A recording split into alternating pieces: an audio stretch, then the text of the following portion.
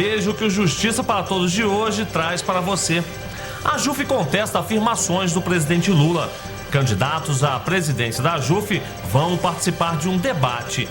TRF1 cria projeto para contribuir com a redução de gás carbônico no meio ambiente. Eu sou Samuel Figueiredo e o Justiça para Todos já está no ar.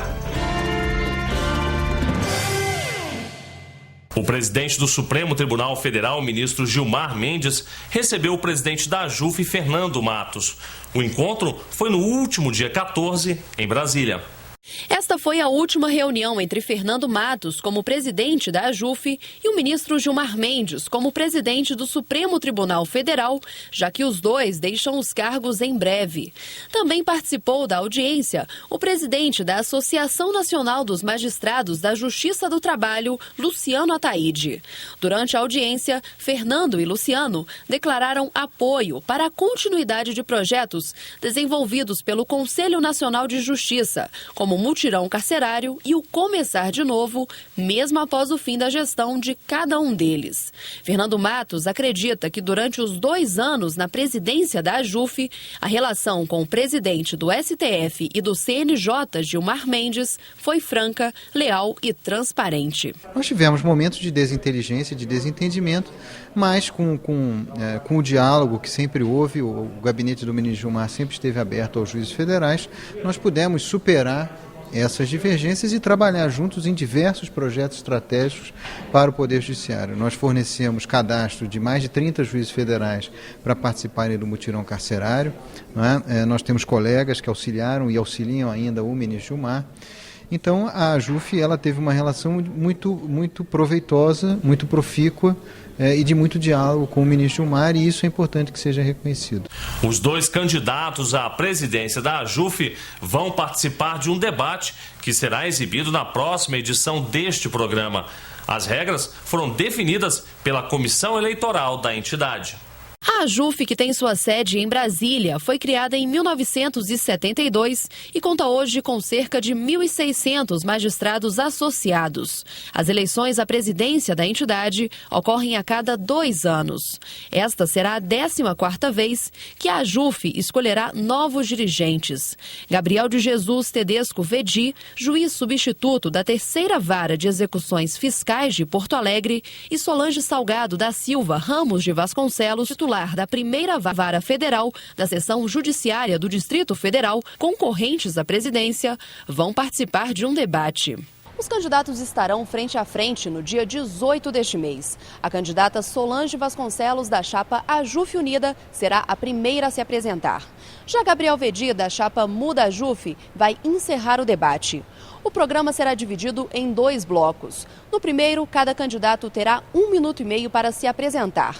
Depois, poderão fazer perguntas de até 30 segundos. As respostas deverão ter 2 minutos e a réplica 1 minuto. Cada candidato terá ainda 30 segundos para as considerações finais. As regras para o debate entre os candidatos foram definidas nesta reunião da Comissão Eleitoral da Associação com os representantes das 2 chapas. O debate será gravado e apresentado na próxima edição do programa Justiça para Todos. Também será transmitido ao vivo no site da AJUF. A votação será no dia 27 deste mês, das 9 da manhã às 6 da tarde, pela internet, o que possibilitará ao associado participar em qualquer lugar do país e do mundo. No dia da votação, a AJUF vai oferecer suporte por telefone aos associados. Uma lista com todos os magistrados aptos a votar foi divulgada aos associados no site da AJUF. Tudo tem se encaminhado bastante bem. A Comissão Eleitoral até agora, a rigor, não teve nenhum tipo de contratempo. Temos nos empenhado em dar resposta imediata a todas as indagações dos candidatos ou dos demais representantes, membros das chapas, para que não se fique naquela expectativa do que venha a ser definido. Tudo tem transcorrido a mais absoluta tranquilidade. E o que há de relevante é que nessa eleição teremos a votação totalmente pelo critério, pela forma, pelo instrumento eletrônico. Gerou grande repercussão na imprensa uma nota pública divulgada há poucos dias pela AJUF. A nota contesta as recentes declarações do presidente Lula sobre decisões da Justiça Eleitoral. As críticas do presidente foram feitas durante uma convenção do PCdoB em Brasília. Lula se referiu às multas impostas a ele pela Justiça Eleitoral. Em seu discurso, afirmou que as pessoas não podiam ficar subordinadas ao que um juiz diz que elas podem ou não fazer. A Associação dos Juízes Federais do Brasil lamentou as declarações de Lula. Em nota oficial, o presidente da AJUF, Fernando Matos, rebate que Lula deveria ser o primeiro cidadão a defender o cumprimento da Constituição Federal e das decisões judiciais, fazendo valer os princípios da harmonia e da independência dos poderes. Toda decisão judicial agrada uma das partes do processo e desagrada a outra, e isso faz parte da democracia. Segundo a AJUF, em ano eleitoral, a Justiça fica ainda mais atenta para que as eleições aconteçam conforme pede a Constituição e a legislação eleitoral. Se a lei não é ideal, as propostas de alteração devem ser submetidas ao Congresso Nacional para que o Poder Executivo examine o seu aperfeiçoamento. E no próximo bloco você vai ver, associado da AJUF passa a integrar o TSE. E como andam as obras da nova sede do TRF1. Voltamos já já, não saia daí.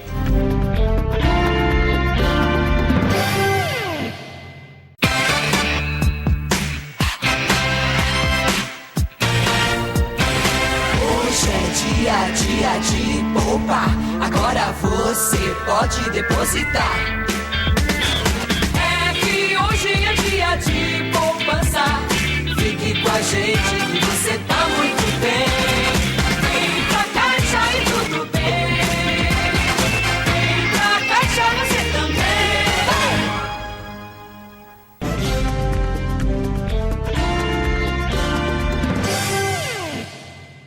O ministro Aldir Passarinho Júnior, do Superior Tribunal de Justiça, tomou posse como ministro efetivo do TSE, o Tribunal Superior Eleitoral.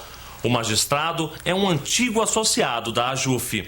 O ministro Aldir Passarinho formou-se em Direito e especializou-se em Advocacia de Empresas. Ocupou o cargo de juiz do TRF da Primeira Região e começou a integrar o STJ há 10 anos. Agora, no TSE, o ministro Aldir Passarinho ocupa uma das vagas efetivas destinadas ao Superior Tribunal de Justiça. O Superior Tribunal de Justiça e o Supremo Tribunal Federal assinaram um acordo em parceria para a TV digital. Os dois tribunais agora serão parceiros em investimentos e conteúdo de uma faixa de multiprogramação digital da TV Justiça. O objetivo é abrir novos espaços para a divulgação das atividades, não apenas do STJ, como dos demais parceiros do Judiciário. Dos 91 tribunais do país, 59 já implantaram a numeração numérica. A notícia foi dada pelo Conselho Nacional de Justiça.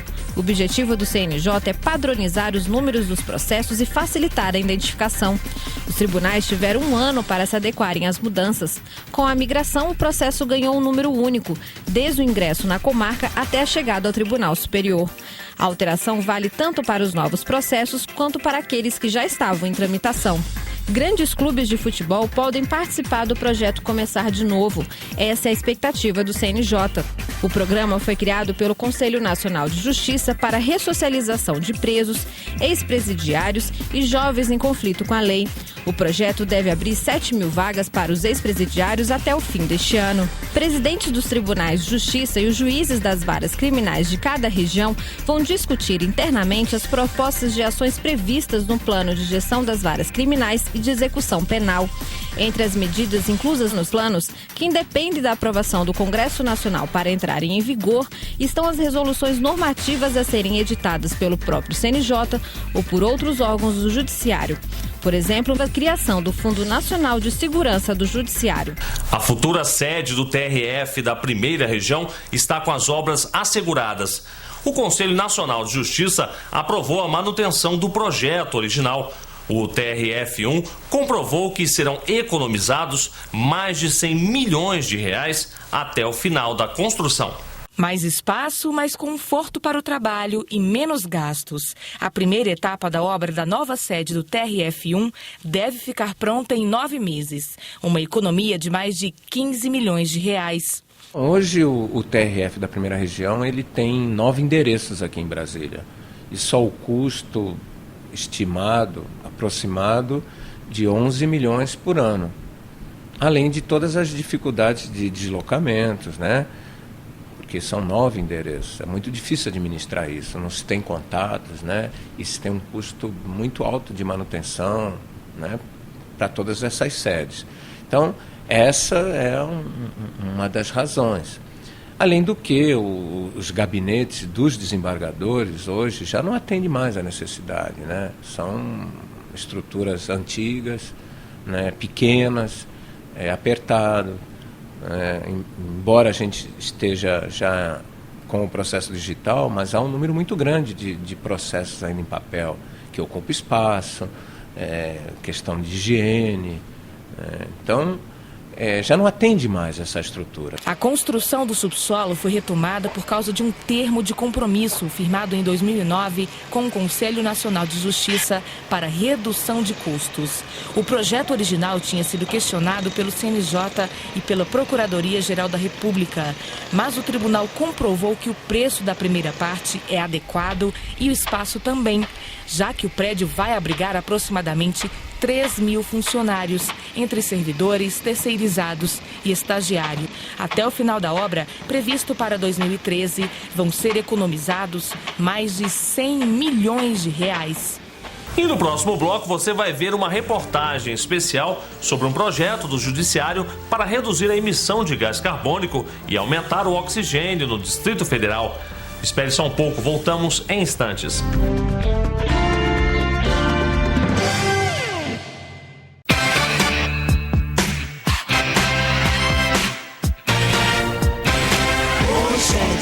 Dia de poupar, agora você pode depositar. É que hoje é dia de poupança. Fique com a gente que você tá muito bem. Vem pra Caixa e tudo bem. Vem pra Caixa você também.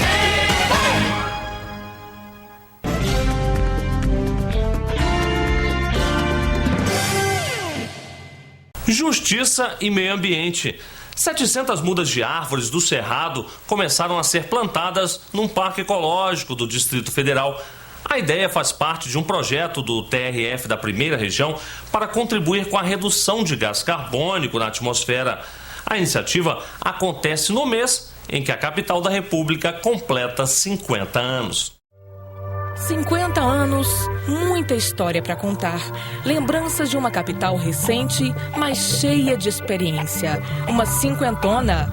São mais de 2 milhões de habitantes espalhados por Brasília, que, diga-se de passagem, abriga e abraça gente de todo o país.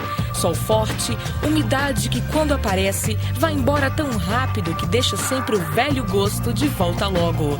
Uma cidade grande tomada por prédios, hotéis, shoppings, bares, gente nas ruas e sonhos de conquistas. O coração da política e da economia do Brasil e o celeiro da esperança para muitos que lutam por um espaço na administração pública.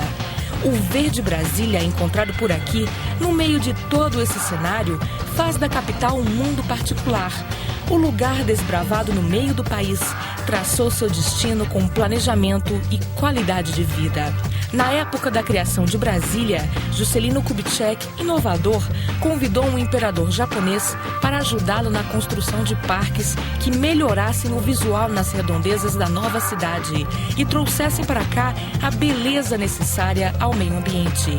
Em 1957, o príncipe Mikasa e a princesa Yoko aceitaram o convite e vieram junto com o botânico Saburo Onoyama, que aproveitou uma chácara cedida por JK para plantar eucaliptos e hortifruti granjeiros.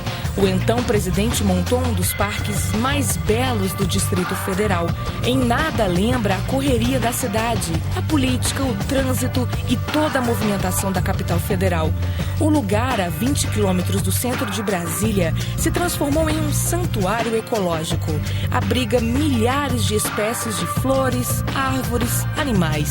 São 93 hectares, onde até as nascentes ajudam a criar um visual extraordinário. Talvez naquela época o pesquisador japonês nem tivesse ideia de que o parque que leva o nome dele se transformaria em um ambiente de preservação da fauna e da flora do Cerrado. Um lugar encantador que conta agora com o apoio da Justiça Federal, a mais nova parceira do projeto. Aqui estão sendo plantadas 750 novas mudas, uma iniciativa pioneira que vai ajudar a preservar a natureza e a história de Brasília e do Distrito Federal. Trata-se do projeto de neutralização de carbono, que pretende reduzir a emissão de gás carbônico na atmosfera. O Tribunal Regional Federal da Primeira Região desenvolve esse tipo de trabalho com base no artigo 225 da Constituição Federal, que exige do poder público e da sociedade o dever de defender e preservar o meio ambiente. A Justiça Federal, como os demais órgãos, inclusive as empresas privadas, tem um débito com as gerações futuras, porque nós todos utilizamos o meio ambiente, dele tiramos recursos e temos que repor esses recursos para que no futuro os nossos descendentes possam também ter um meio ambiente tão bom ou razoável como nós temos.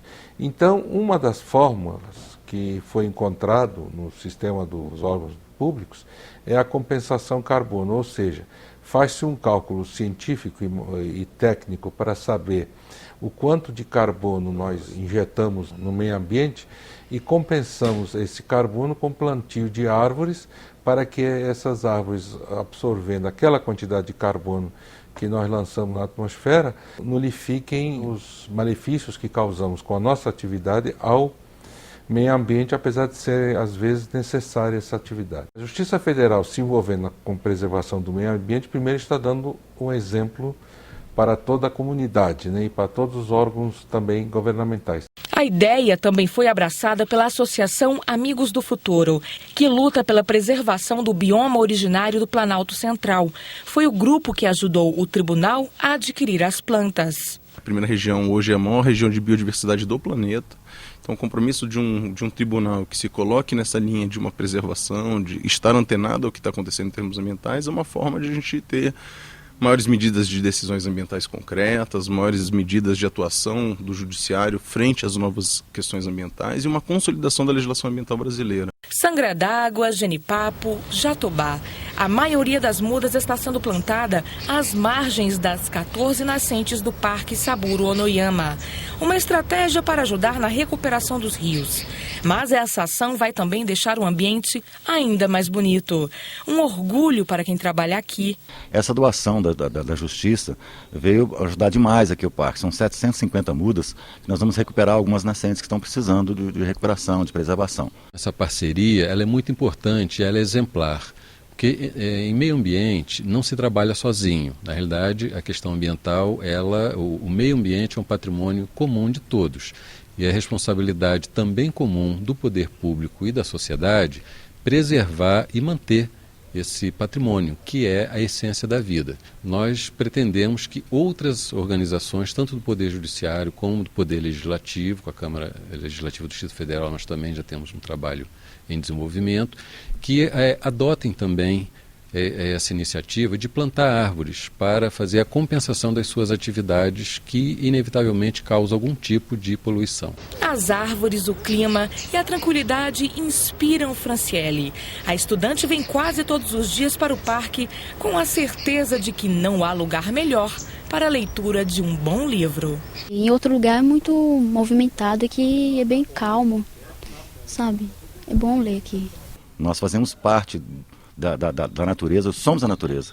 Então nós precisamos preservar, né, o meio ambiente para que o homem continue a espécie no planeta.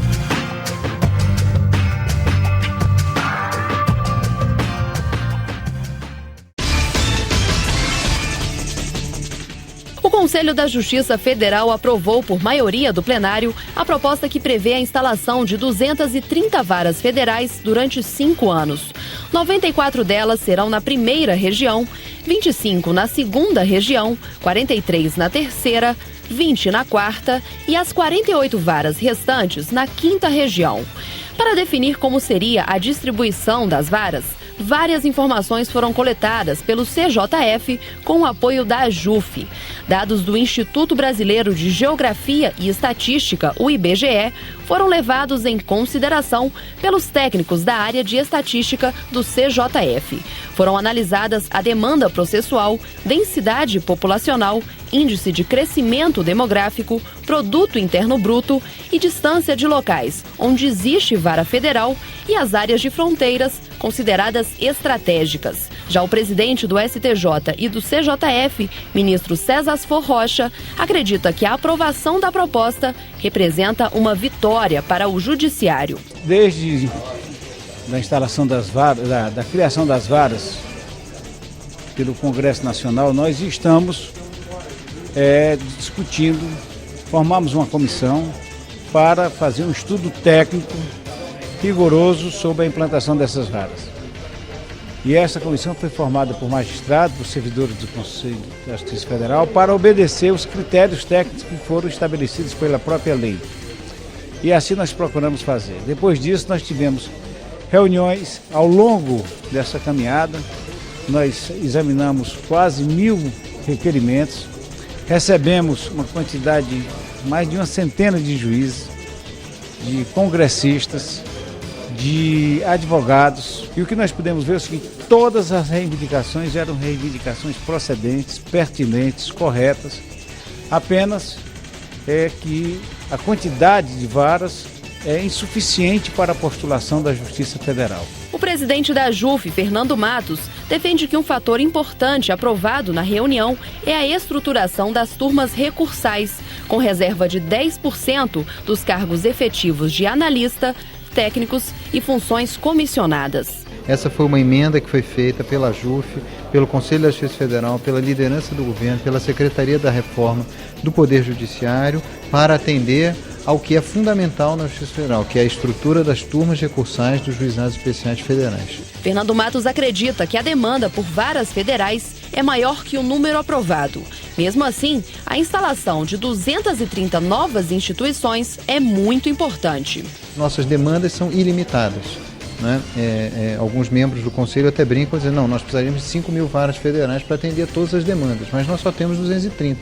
Então, com um espírito público voltado para exatamente o interesse público, com esse espírito de união, de consenso que tem norteado o Conselho da Justiça Federal, foi possível um entendimento, que cada um cedeu um pouco e conseguiu chegar a um número, a uma divisão, que não é a divisão ideal, como disseram todos os presidentes e os integrantes do Conselho não ficaram satisfeitos, mas foi o que naquele momento era possível e, portanto, hoje se definiu a localização das varas e agora nós vamos caminhar para um segundo momento, que é exatamente a instalação das novas varas federais, que é um sonho de todos os juízes.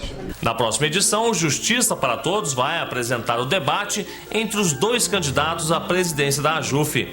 Obrigado e até lá.